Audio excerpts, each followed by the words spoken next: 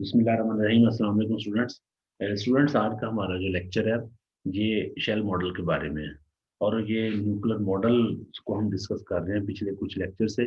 और इसमें nuclear shell model जो है ये हम डिस्कस करने जा रहे हैं। और आपको पता है ये न्यूक्लियर शेल मॉडल जो है ये ज़्यादा इम्पोर्टेंट है और ये डिटेल्ड मॉडल है। हमने हम ये शेल मॉडल का जो है ये सेकंड लेक्चर हम डिस्कस करने जा रहे हैं। आपको पता है पहले लेक्चर में हमने लिक्विड ड्रॉ मॉडल्स की ड्रॉबैक, उसकी जो एडवांटेजेस थे, जो उसकी लिमिटेशन थी उनको डिस्कस किया। और फिर डिटेल से हमने डिस्कस किया मैजिक नंबर्स को। मैजिक नंबर मैजिक नंबर की इम्पोर्टेंस क्या है, और फिर लिक्विड ड्रॉ मॉडल उनको अच्छा एक्सप्लेन नहीं करता। जबकि शेल मॉडल जो है ये इसका मेन ऑब्जेक्टिव जो है शेल मॉडल में, या शेल मॉडल जो है असल में आप समझ लें कि ये इसका मेन पर्पस ये है कि ये मैजिक नंबर को वेरीफाई करता है। तो मैजिक नंबर की इम्पोर्टेंस कोई है? अगर इम्पोर्टेंस है तो हम उसको वेरीफाई करें और इस मॉडल से चेक करें। तो उसकी इम्पोर्टेंस क्या है मैजिक नंबर की, उस पर हमने डिटेल से पीछे पिछले लेक्चर में डिटेल से इसको डिस्कस किया है।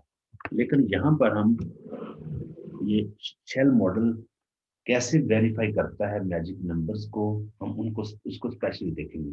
बट आप स्टूडेंट जानते हो किसी भी मॉडल को या किसी भी थ्योरी को जब हम प्रूव करते हैं, जब या कोई थ्योरी जब कोई ऑथेंटिक होती है, बनती है, तो उसके पीछे कुछ अजम्पशंस होती हैं। आपको पता है लिक्विड ड्रॉ मॉडल में हमने अज्यूम किया था कि ये न्यूक्लियस जो है ये just like a drop of liquid है, जिसके अंदर न्यूक्लियन बिल्कुल उसी तरह होते हैं जैसे ड्रॉप ऑफ लिक्विड में मॉलिक्यूल्स होते हैं। और जैसे मॉलिक्यूल ड्रॉप ऑफ लिक्विड में इंटरमॉलिक्यूलर फोर्सेस से बॉन्ड होते हैं, बिल्कुल इसी तरह न्यूक्लियस के अंदर न्यूक्लियन भी स्ट्रॉन्ग न्यूक्लियर फोर्स से बाइंड होते हैं। और फिर ये कुछ इस तरह के assumptions हमने लिक्विड ड्रॉ मॉडल में की थी। शेल मॉडल में हमने क्या assumptions की हैं, हम इनको देखते हैं पहले। तो शेल मॉडल में सबसे पहला तो नाम ही आपको पता है, जैसे शेल मॉडल इट मीन्स के हम जहाँ ज्यूम करेंगे कि न्यूक्लियस के अंदर कुछ शेल्स हैं जिनमें न्यूक्लियन रिजाइड करते हैं, just like a shell of an atom, just like a shell of electrons in an atom. Electron भी आपको पता है शेल्स में होते हैं न्यूक्लियस के एटम के अंदर। तो शेल मॉडल की बेसिक assumption यही है कि हम शेल मॉडल में न्यूक्लियस की रिजेम्बलेंस लेते हैं just like with that of atom.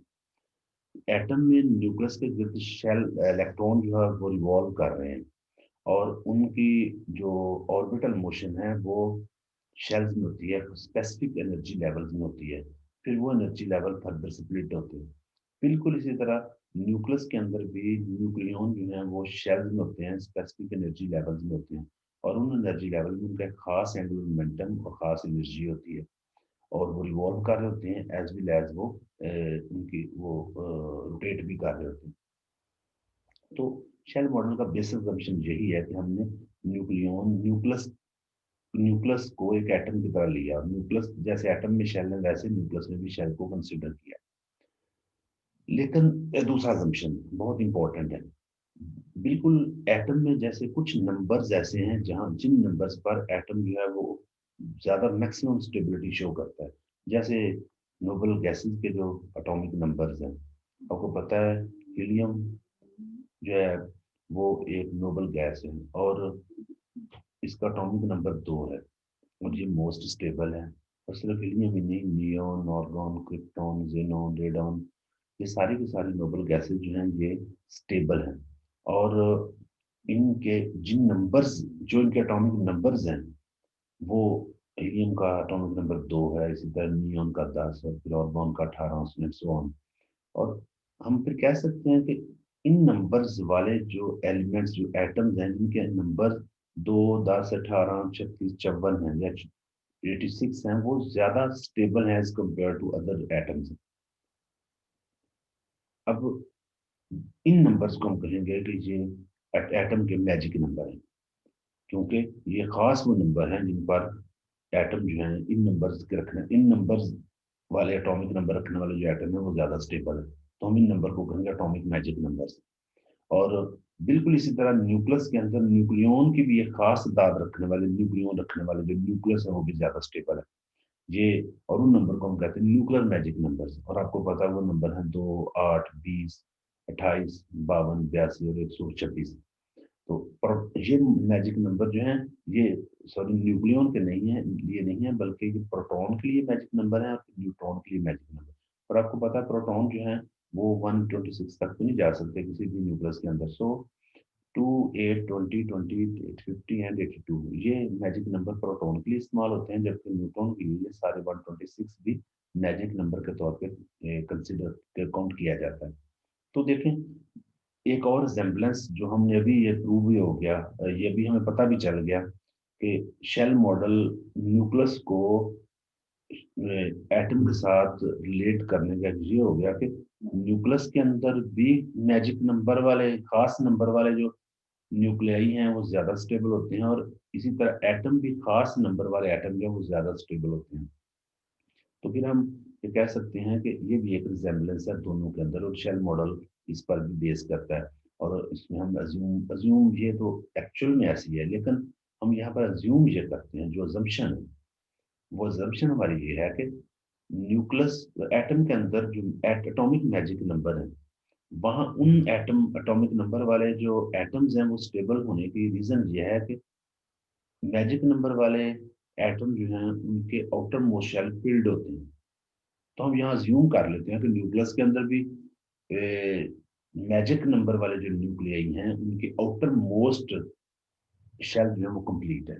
यानी जो न्यूक्लियन है 2, 8, 20 कोई भी, जैसे दो हीलियम, हीलियम जो है उसका हीलियम 4 जो है उसका एटॉमिक नंबर, हीलियम का एटॉमिक नंबर 2 है। तो हीलियम 4 जो है इसमें चूंकि प्रोटॉन का भी मैजिक नंबर है और इसमें डब्ल्यू मैजिक नंबर है, प्रोटॉन का भी और न्यूट्रॉन का भी। तो आप इस बात को समझ लें कि हीलियम अगर उसको वो मैजिक नंबर, उसका न्यूक्लियस मैजिक नंबर रखता है, तो हम ये जूम कर लेंगे just like that of atom के हीलियम का आउटर मोस्ट शेल, हीलियम के न्यूक्लियस का आउटर मोस्ट जो शेल है वो न्यूक्लियन से फिल्ड है, जिसकी वजह से वो ज्यादा स्टेबल है। तो इसी तरह बाकी मैजिक नंबर रखने वाले भी ज्यादा स्टेबल है, क्योंकि हीलियम के अंदर 2 प्रोटॉन है 2 न्यूट्रॉन। इसका मतलब है प्रोटॉन जो है, प्रोटॉन का आउटर मोस्ट शेल भी फील्ड है और न्यूट्रॉन का भी आउटर मोस्ट शेल का फील्ड है। यहाँ पर एक बात याद रखिएगा, एटम के अंदर चूंकि इलेक्ट्रॉन ही है जो शेल्स में रिवॉल्व कर रहे होते हैं, लेकिन न्यूक्लियस के अंदर 2 किस्म के न्यूक्लियन है, 2 किस्म के फर्मियोन है। अब एटम के अंदर तो एक ही फर्मियोन है यानी इलेक्ट्रॉन, न्यूक्लियस के अंदर 2 फर्मियोन है 2 टाइप के, और दोनों के अपने अपने शेल्स हैं। और पॉली एक्सक्लूजन प्रिंसिपल जो है वो आपको पता फर्मियोन के लिए है, तो वो जिस तरह इलेक्ट्रॉन के लिए वो वैलिड है, बिल्कुल इसी तरह वो प्रोटॉन और न्यूट्रॉन के लिए भी वैलिड है। और fermion according to Pauli exclusion principle, एक ही सब शेल के अंदर 2 सेम फर्मियोन जो है वो सेम क्वांटम नंबर नहीं रखते।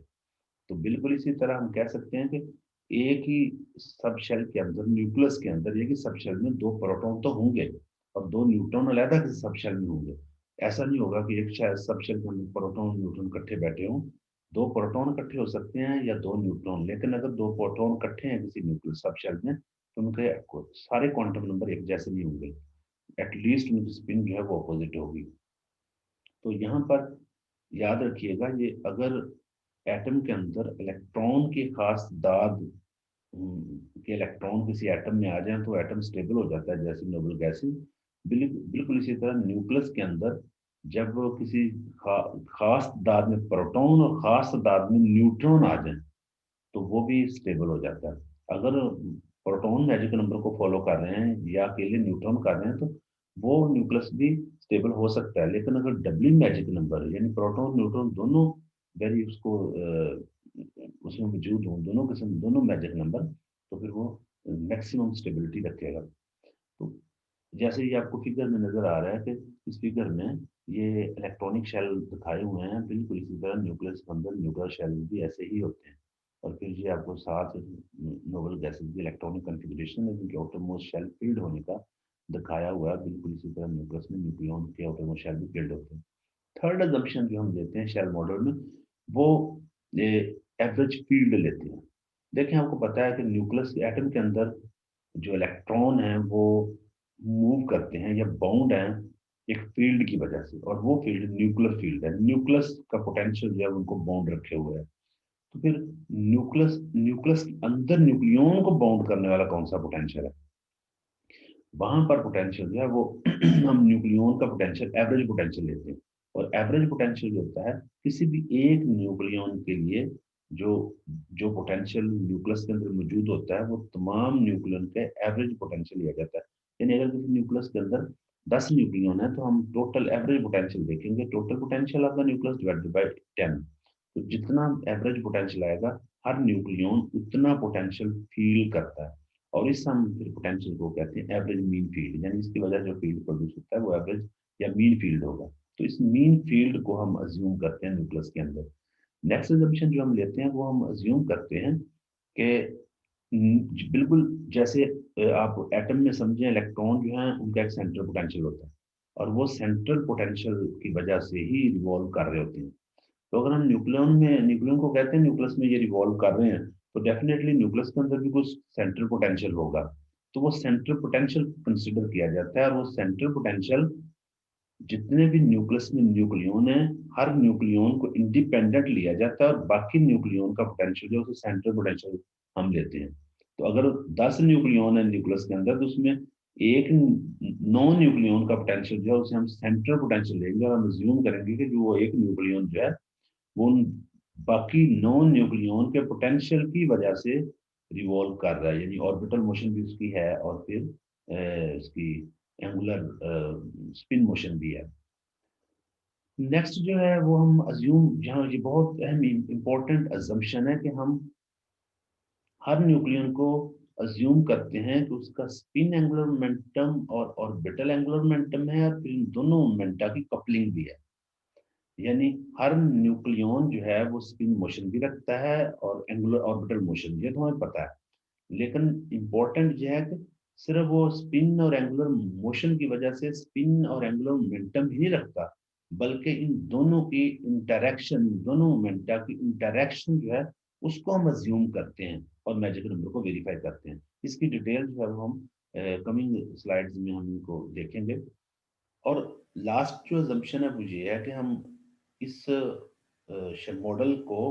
मॉडल्स को कैलकुलेट मैजिक नंबर को वेरीफाई करने के लिए हम Schrodinger wave equation, time independent Schrodinger wave equation या time independent Schrodinger quantum mechanics का इस्तेमाल करते हैं। और श्रोडिंगर वेव इक्वेशन ये भी हम अज्यूम करते हैं कि ये हमारा जो मॉडल जो है वो उसकी सारी कैलकुलेशन जो है वो बेस करती है time independent Schrodinger quantum mechanics पर, यानी श्रोडिंगर वेव इक्वेशन पर। और उसी को ही फिर हम इस्तेमाल करते हुए सारा जो है मैजिक नंबर प्रूव करते हैं और सारी कैलकुलेशन करते हैं। हम मैजिक नंबर, हमारा मेन ऑब्जेक्टिव जो है इस शेल मॉडल में मैजिक नंबर को वेरीफाई करना, कंफर्म करना है। क्योंकि अगर मैजिक नंबर वाले न्यूक्लियन ज्यादा स्टेबल हमने देख लिया कि वो ज्यादा एनर्जी रखते हैं और उनकी मैजिक नंबर आउटरमोस्ट शेल जिनके कंप्लीट हैं वो मैजिक नंबर वाले ही न्यूक्लियन हैं, तो हम फिर वो पीछे सारा जो पिछले लेक्चर में हमने मैजिक नंबर की इंपॉर्टेंस देखी थी वो सारी की सारी वेरीफाई हो जाएगी और इस तरह हमें ये सारी चीज़ों की अंडरस्टैंडिंग में आसानी हो जाएगी। तो हम मैजिक नंबर की कंफर्मेशन के लिए इसको दो हिस्सों में डिवाइड करते हैं। पहला है श्रोडिंगर वेव इक्वेशन को सॉल्व करना। और श्रोडिंगर वेव इक्वेशन आपको पता है हमने time independent Schrodinger wave equation लिया और इस श्रोडिंगर वेव इक्वेशन में हम न्यूक्लियस में पोटेंशियल को कंसिडर करना होता है। ये इंपॉर्टेंट चीज है क्योंकि श्रोडिंगर वेव इक्वेशन में पोटेंशियल आता है और फिर हम पोटेंशियल कौन सा लेंगे ये बहुत इंपॉर्टेंट है। आमतौर पर एटम के केस में तो हम स्क्वायर वेल पोटेंशियल लेते हैं और उससे श्रोडिंगर वेव इक्वेशन हल कर लेते हैं और फिर सारे पैरामीटर जो है एनर्जी या पोजीशन ऑफ इलेक्ट्रॉन जो है वो हम फाइंड कर लेते हैं। बट न्यूक्लियस के अंदर न्यूक्लियन की पोजीशन फाइंड करने के लिए हमने स्क्वायर वेल पोटेंशियल ही अज्यूम किया था। लेकिन अनलकी ऐसा हुआ कि स्क्वायर वेल पोटेंशियल से मैजिक नंबर वेरीफाई नहीं हो रहे थे, कंफर्म नहीं हो रहे थे। तो फिर हमने क्या किया कि स्क्वायर वेल पोटेंशियल को रिप्लेस कर दिया विद हार्मोनिक ऑसिलेटर पोटेंशियल से। लेकिन जब मैजिक नंबर चेक किए तो सारे मैजिक नंबर वेरीफाई नहीं हो रहे थे। तो यहाँ पर ये बहुत बड़ा मसला आ गया था कि जब हार्मोनिक ऑसिलेटर और स्क्वायर वेल पोटेंशियल से मिसाइल हल नहीं हो रहे थे फिर कौन सा पोटेंशियल इस्तेमाल किया जाए। आपको पता है ये शेल मॉडल जो है ये 1948 में मारिया मायर ने और हेंस जैनसन ने इसको डेवलप किया था। तो फिर उन्होंने ये सोचा कि क्यों ना हम इन दोनों का, दोनों पोटेंशियल का जो कॉम्बिनेशन है, यानी वुड सेक्शन पोटेंशियल, हम वो वाला पोटेंशियल यूज करें। लिहाजा इन दोनों के कॉम्बिनेशन का जो पोटेंशियल है वो इस्तेमाल किया गया, जिसको वुड सेक्शन पोटेंशियल कहते हैं। और आप लोगों को ये फिगर में नजर आ रहा है, ये स्क्वायर वेल पोटेंशियल है और ये स्क्वायर वेल पोटेंशियल की वैल्यू जो हम लेते हैं। और आपको पता होना चाहिए ये पोटेंशियल का थोड़ा कॉन्सेप्ट आपको क्लियर होगा, क्वांटम मैकेनिक्स में आपने पढ़ा हुआ है डिटेल से इसको, लेकिन मैं आपको बता दूं, हम न्यूक्लियस को एक वेल के तौर पे लेते हैं और न्यूक्लियस के अंदर जो न्यूक्लियन है वो उस वेल में पड़े हुए हैं, और अगर हमने उनको निकालना है तो हमें उन पर हमें पोटेंशियल देना होगा, यानी एनर्जी देना होगी, फील्ड देना होगा, फोर्स लगाना होगी। तो हमें क्या करना पड़ेगा, अगर उस वेल की बॉटम से, बेस से कोई न्यूक्लियन निकालना है तो जाहिर बात है ज्यादा एनर्जी देना पड़ेगी, ज्यादा पोटेंशियल चाहिए होगा। लेकिन अगर बॉटम पर, ऊपर कोई न्यूक्लियन मौजूद है, उसे बाहर निकालने के लिए थोड़ा पोटेंशियल चाहिए। तो बिल्कुल वेल को, ये स्क्वायर वेल पोटेंशियल अगर हम देखें तो स्क्वायर वेल की शेप इस तरह है, और ये बेस पर जो न्यूक्लियन पड़े हैं असल में ये ग्राउंड स्टेट न्यूक्लियन है, और ये न्यूक्लियस का सेंटर है। और न्यूक्लियस के सेंटर से आप किसी तरह भी मूव करेंगे तो आप वो डिस्टेंस कवर कर रहे हैं, आर डिस्टेंस, चाहे किसी भी डायरेक्शन में जाएं। और यहाँ से आप लोग जो पोटेंशियल चाहिए होगा वो बेस में जो पड़े हुए न्यूक्लियन है असल में ये बिल्कुल सेंटर पे हैं, और जैसे जैसे हम न्यूक्लियस के एज की तरफ जाते हैं तो पोटेंशियल वेल में हम ऐसे ऐसे ऊपर चलते जाएंगे। और इसी तरह जो हार्मोनिक ऑसिलेटर पोटेंशियल है, इसकी ये खूबी है कि स्क्वायर वेल पोटेंशियल में जो एनर्जी स्टेट्स होती हैं उनकी स्पेसिंग जो है वो एक जैसी नहीं, कोई न्यूक्लियन ज्यादा करीब करीब पड़े हैं, किसी का डिस्टेंस ज्यादा है। लेकिन हार्मोनिक ऑसिलेटर में तमाम स्टेट्स जो हैं वो एक जैसे एनर्जी डिफरेंस पर मौजूद होती हैं। तो ये दोनों का कॉम्बिनेशन हमने लिया और इस कॉम्बिनेशन से ये वुड सेक्शन पोटेंशियल वेल बना। और ये आप देखें ये राउंड एजेस है, इसके एजेस, ये जो डॉटेड है ये स्क्वायर वेल, और ये दूसरा डॉटेड जो है this is harmonic oscillator potential well, और ये थर्ड जो है जो सॉलिड कर्व है this is would section potential. Would section potential जो है ये कॉम्बिनेशन है इन दोनों का, यानी इसके एजेस जो है ये शार्प नहीं है बल्कि राउंडेड है, कर्व्ड है। तो ये इस तरह का पोटेंशियल हमने कंसिडर किया। अब Schrodinger wave equation, time independent Schrodinger wave equation को जब सॉल्व किया, ये आपको पता है ये टाइम इंडिपेंडेंट श्रोडिंगर वेव, और इसको सॉल्व किया तो हमारे पास जो एनर्जी की वैल्यू आ रही थी वो आ रही थी lambda plus 3/2 h cut omega. और यहाँ पर लैम्डा जो है this is equal to 2n plus l minus 2, और यहाँ पर n और l ये क्वांटम नंबर है, आपको पता है n प्रिंसिपल क्वांटम नंबर है और l is the angular momentum quantum number. और आपको पता है ये भी क्वांटम नंबर्स में आपने पढ़ा इलेक्ट्रॉनिक क्वांटम नंबर में कि n की वैल्यू जो है वो 1 से स्टार्ट होती है, 1 2 3 सो ऑन, कुछ भी हो सकती है, जबकि l is always equal to n minus 1 and its value start from 0 and 1 2 3 so on. और आपको ये भी पता है कि जो इन शेल्स के अंदर ऑर्बिटल्स है एस पी डी एफ वगैरह, वो एल के साथ रिलेट होते हैं, और अगर एल की वैल्यू 0 है, यानी एस ऑर्बिटल के लिए एल की वैल्यू 0, पी ऑर्बिटल के लिए एल की वैल्यू 1, डी के लिए एल की वैल्यू 2 एंड एफ के लिए एल की वैल्यू 3 होगी। तो ये इस तरीके से ये हमें एनर्जी मिलती है। तो हम देखते हैं इसी एनर्जी को और ये एंगुलर मोमेंटम को क्वांटम नंबर्स को इस्तेमाल करते हुए हम चेक करते हैं कि ये मुख्तलिफ एनर्जीज पर हमें ये कौन कौन से ऑर्बिटल मिलते हैं और उनमें इलेक्ट्रॉन्स क्या है और मैजिक नंबर किस हद तक वेरीफाई होते हैं। तो इसको चेक करते हैं, देख लेते हैं। ये आपको पता है एनर्जी की वही value, energy E lambda is equal to lambda plus 3/2 h cut omega. तो यहाँ पर एच कट ओमेगा जो है इसको हम इसकी हम वैल्यू नहीं लेते क्योंकि ये हमें एनर्जी एग्जैक्ट नहीं चाहिए, हमने असल यहाँ पर ऑर्बिटल और उनके अंदर मैजिक नंबर को चेक करना, तो एनर्जी यहाँ पर काउंट नहीं होगी।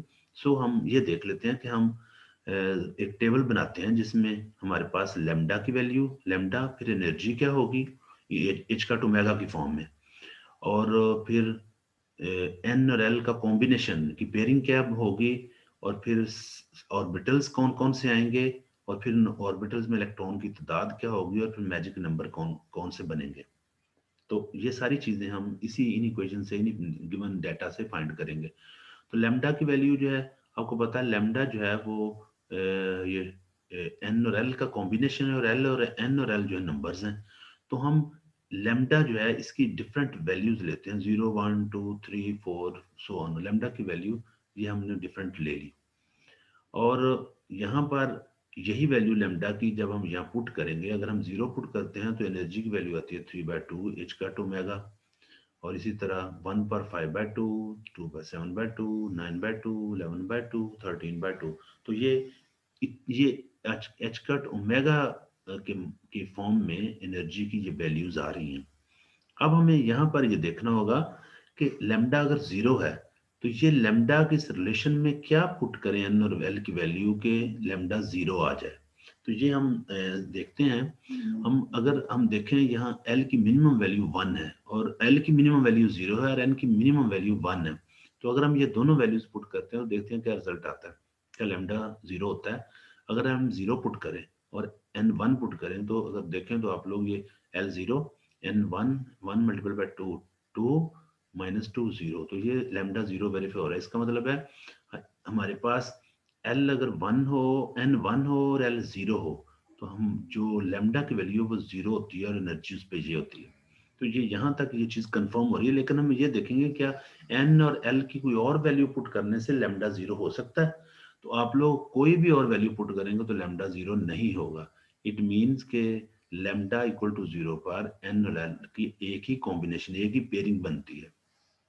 और आपको ये भी पता होना चाहिए एल अगर 0 हम ले रहे हैं तो इसका मतलब ऑर्बिटल कौन सा है, एस, और एन उस शेल को ज़ाहिर करता है, और एस जो एल है वो उसके अंदर ऑर्बिटल को ज़ाहिर कर रहा है। तो फिर एन एल का मतलब ये हुआ कि शेल के अंदर ऑर्बिटल कौन सा है, एन एल शेल के अंदर ऑर्बिटल कौन सा है। तो एन की वैल्यू हमने 1 ली थी और एल हमारे पास 0 था, लेकिन 0 पर जो ऑर्बिटल है वो एस है, सो दिस बिकम्स 1s। तो इसका मतलब है ये एनर्जी लेवल 1s है, जिसकी एनर्जी ये है यहाँ पर। और अगर हम यहाँ पर उसमें इलेक्ट्रॉन की तादाद फाइंड करें तो इलेक्ट्रॉन की तादाद फाइंड करने का जो समेशन है वो हम ये लेंगे कि टोटल इलेक्ट्रॉन इस इस एनर्जी में कितने आ सकते हैं। तो अगर हम देखें तो इस एनर्जी के लिए इलेक्ट्रॉन का ये फार्मूला 2 × 2l + 1। अगर हम यहाँ पर एल हमारे पास है 0 पुट करें तो आंसर आता है 2। इट मीन्स 2 इलेक्ट्रॉन इस एनर्जी स्टेट में, 2 न्यूक्लियन इस एनर्जी स्टेट में रिजाइड करते हैं, 2 न्यूक्लियन। तो मैजिक नंबर हमारे पास आ गया 2। तो ये एक हमने कैलकुलेशन कर ली एट लैम्डा इक्वल टू 0। अब हम इसी तरह एक और कैलकुलेशन करते हैं लैम्डा इक्वल टू 1, क्योंकि लैम्डा तो ऐसे कॉन्टिन्यूसली चलेगा। तो लैम्डा इक्वल टू 1 पर अगर देखें तो एनर्जी की वैल्यू 5/2, ये आप लोगों को पता चल गया लैम्डा की वैल्यू 1 पुट करने से ये आ रही है। एनएल क्या होगा, यानी कौन सी पॉसिबल पेयरिंग है जहां पर लैम्डा में 1 मिलेगा इस रिलेशन में। तो इस रिलेशन में अगर हम पुट करें कोई भी आप देख लो वैल्यू पुट करें, पहले एल 0 पुट करेंगे और एन 1, तो आपको पता है वो आ रहा है, हमें मिल रहा है 1 नहीं आएगा लैम्डा। इसका मतलब ये हुआ कि एन के साथ 0 के साथ 2 पुट करें, तो जब एल 0 पुट करेंगे और एल 0 पुट करेंगे और एन 2, तो 2 2 4, 4 में 2 2, तो ये 2 आएगा, 1 आ ही नहीं सकता। तो इसका मतलब ये है कि 0 का कोई कॉम्बिनेशन नहीं आएगा। हम 1 की तरफ आते हैं, एल 1 पुट करते हैं और एन भी 1, तो 1 1 2 कट गया तो आंसर 1 आ गया। तो हमारे पास एक कॉम्बिनेशन आ गया।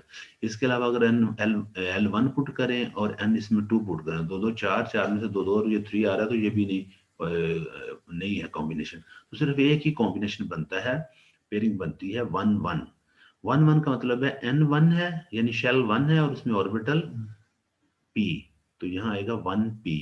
तो ये 1p वो एनर्जी लेवल है जिसकी एनर्जी 5/2 एच कट ओमेगा है। तो यहाँ पर हम इसमें इलेक्ट्रॉन की तादाद फाइंड कर लेते हैं। इलेक्ट्रॉन की तादाद अगर हम देखें तो हमारे पास रिजल्ट आ रहा है 2 इंटू, यहाँ पर एल की वैल्यू 1, तो 2 + 1 3, 3 मल्टीप्लाई बाय 2 6। तो टोटल 6 इलेक्ट्रॉन इस एनर्जी लेवल में होंगे। और इस एनर्जी और टोटल हमारे पास जो यहाँ पर मैजिक नंबर अगर हम देखें तो टोटल इलेक्ट्रॉन, अगर फर्ज हम कर लेते हैं कि ऐसा न्यूक्लियस है जिसके अंदर बस 2 और 6, एक एनर्जी लेवल में 2 इलेक्ट्रॉन है और दूसरे एनर्जी लेवल में 6 हैं, तो टोटल इस न्यूक्लियस के अंदर कितने इलेक्ट्रॉन है, 8 है। तो इसका मतलब ये हुआ कि ये कंप्लीटली फिल्ड शेल न्यूक्लियस है और इसके अंदर 8 इलेक्ट्रॉन हैं। न्यूक्लियन से भरा हुआ ये न्यूक्लियस है, इसके आउटर मोस्ट शेल कंप्लीट है और इसके अंदर 8 इलेक्ट्रॉन आते हैं। तो 8 ये हैं, यानी टोटल पहले एनर्जी लेवल में, दूसरे में 6, तो टोटल 8 हैं। तो ये एक 8 मैजिक नंबर है, आपको पता है। इसी तरह नेक्स्ट जरा देखें, इसमें 2 पेयरिंग हो रही हैं, 2 पेयर बन रहे हैं, इसलिए इसको भी जरा समझना जरूरी है। तो अगर आप लोग देखें यहाँ पर, अगर हम लेमडा 2 लें, लेमडा 2 पर अगर देखें तो एनर्जी जो है वो 7/2 एच का ओमेगा होगी। और एन एल क्या होगा, अगर हम ये 0 पुट करते हैं, 0 पुट करेंगे तो यहाँ L0 और L1, ये तो पॉसिबल नहीं है। L0 और N2, तो 2 2 4, 4 में से 2 2 और ये 0, तो 2 आ गया, ठीक है। तो ये कॉम्बिनेशन, ये पेयरिंग जो है N और L की, 2 और 0, ये एग्जिस्ट करती है एट लैम्डा इक्वल टू 2। इसके अलावा और देखें, और 0 पर अगर हम 3 देखें तो 3 2 6 में से 2 4, ये ज्यादा हो जाएगा। अगर हम 1 के साथ 1 को देखें तो ये 1 आता है, ये भी पॉसिबल नहीं। 1 के साथ 2 को देखें तो 1, ये 2 2 4, 4 में से 2 2, 2 और 1 2। फिर देखें L1 और N, L1 और N2, तो यहाँ पर 1 2 4 4, 2 में से 2 3 आता है, तो ये पॉसिबल नहीं है। और अगर हम L2 लें और इसके साथ ये 1 लें तो फिर क्या होगा, ये L2, 2 - 2 0, और ये 1 लिया तो 1 × 2 2, तो ये पेयर भी बनता है। तो ये 2 पेयर्स के अलावा ज्यादा नहीं बनते। और मैं आपको यहाँ बता दूं, जितनी भी आप लैम्डा की वैल्यू बढ़ाते जाएंगे, कभी भी पेयर 2 से ज्यादा नहीं बनेंगे। तो शायद आगे में भी चेक कर लेते हैं, मुझे लग रहा है कि नहीं बनेंगे, शायद बन भी जाए, देख लेते हैं क्या होगा। तो हम अगर इसको देखें, ये हमारे पास कॉम्बिनेशन यहाँ पर N और L का देखें तो एक आएगा 1/2, 1 1 2, और दूसरा 2 0। तो 1 2 में अगर हम देखें, इसमें N2 है, L2 है, L2 पे d ऑर्बिटल होता है। तो d ऑर्बिटल और पहले शेल का d ऑर्बिटल, और 2 0 का मतलब है दूसरे शेल का s ऑर्बिटल। तो ये हमारे पास 2 ऑर्बिटल आएंगे, और इन 2 ऑर्बिटल में इलेक्ट्रॉन की तादाद फाइंड करने के लिए अगेन हम वही काम करेंगे। इलेक्ट्रॉन की तादाद फाइंड करनी है, तो यहाँ पर L जो है वो हमारे पास है 2, तो 2 2 4, 4 1 5, 5 2 10, तो D के अंदर 10 इलेक्ट्रॉन होंगे। और इसी तरह S के अंदर अगर आप देखें तो 2 इलेक्ट्रॉन, ये आप लोगों को वैसे भी पहले मैंने बताया हुआ है, इसमें 2 इलेक्ट्रॉन होते हैं। P में 6, D में 10, 4 4 का डिफरेंस होता है, F में 14, G में 18, H में 22 और I में 26, और इस तरह। तो ये इस एनर्जी लेवल, ये एनर्जी रखने वाले जो ऑर्बिटल हैं वो ये 2 हैं, और इन दोनों का एनर्जी लेवल, एनर्जी सेम है। और इन दोनों के अंदर न्यूक्लियन की तादाद है 12। तो टोटल इस न्यूक्लियस के अंदर जो इलेक्ट्रॉन होंगे उनकी तादाद होगी 12 6 18 2 20। तो ये भी मैजिक नंबर तो वेरीफाई हो रहा है, लेकिन मसला ये आएगा कि इसके आगे अगर आप चेक करें तो मैजिक नंबर वेरीफाई नहीं होगा। आप लोग इसी तरीके से चेक कर सकते हैं, लैम्डा की वैल्यू 3 के लिए इस रिलेशन में पुट करके आप लोग पेयरिंग फाइंड करें, फिर उससे एनएल का कॉम्बिनेशन यानी ऑर्बिटल फाइंड करें, उनमें इलेक्ट्रॉन की तादाद देखें क्या है, और फिर मैजिक नंबर चेक करें आता है या नहीं। लेकिन मैजिक नंबर आगे नहीं आएगा। इसका मतलब ये हुआ कि अगर हम would section potential model, potential well से जो potential Schrodinger time independent Schrodinger equation में यूज करते हैं, और फिर इसको सॉल्व करके जो हम रिजल्ट लेके आते हैं, वो रिजल्ट भी मैजिक नंबर, तमाम मैजिक नंबर को वेरीफाई नहीं करता। तो देयर इज सम प्रॉब्लम। आप जरा इसी को एक और तरीके से देखें। आप लोगों को पता है ये मैजिक नंबर है, हमारे पास मैजिक नंबर्स हैं। और स्क्वायर वेल पोटेंशियल से जब हमने एनर्जी लेवल देखे तो जो मैजिक नंबर आ रहे थे वो ये 2 8 18 20 और ये सारे आ रहे थे। यानी एनर्जी लेवल जो है वो स्प्लिट तो हो रहे हैं, लेकिन उनकी फर्दर स्प्लिटिंग नहीं हो रही। वो स्प्लिट तो हो रहे हैं, और इन ये स्प्लिट होने के बाद मैजिक नंबर वेरीफाई नहीं हो रहे। लेकिन अगर हम देखें, क्योंकि देखो ना, इसमें 2 न्यूक्लियन होते हैं, P में 6, लेकिन दोनों को मिला के 8 हो गए, और D में 10, तो तीनों को मिला के 18। तो मैजिक नंबर ये नहीं बन रहे, दो सिर्फ वेरीफाई होते हैं स्क्वायर वेल से, इससे ज़्यादा वेरीफाई नहीं होते। और अगर हम हार्मोनिक ऑसिलेटर की बात करें तो हार्मोनिक ऑसिलेटर से देखा जाए तो जो नंबर वेरीफाई होते हैं वो कुछ हार्मोनिक ऑसिलेटर में चूंकि एनर्जी लेवल जो एक जैसे डिस्टेंस पर होते हैं तो ये सारे डिस्टेंस एक जैसे दिखाए हुए हैं, और हर एनर्जी लेवल में जो ऑर्बिटल्स हैं वो भी दिखाए हुए हैं, और फिर न्यूक्लियन की तादाद। तो देखा जाए 2 8 20 तक वेरिफिकेशन होती है, वेरीफाई होते हैं, उसके बाद वेरीफाई नहीं होते। 2 8 20 तक, उसके बाद वेरीफाई नहीं होते। तो वुड सेक्शन पोटेंशियल वेल से अगर हम देखें वो उसमें भी ये 3 वेरीफाई होंगे लेकिन फर्दर वेरीफाई नहीं होंगे। तो आगे वाले वेरीफाई क्यों नहीं हो रहे, क्या मसला था, ये उस वक्त चैलेंज था मायर के लिए और फिर जॉनसन के लिए। तो उन्होंने फिर क्या इसका हल निकाला, ये हम नेक्स्ट लेक्चर में देखेंगे। अभी तक आप लोग इसको यहाँ तक ही रखेंगे। अल्लाह।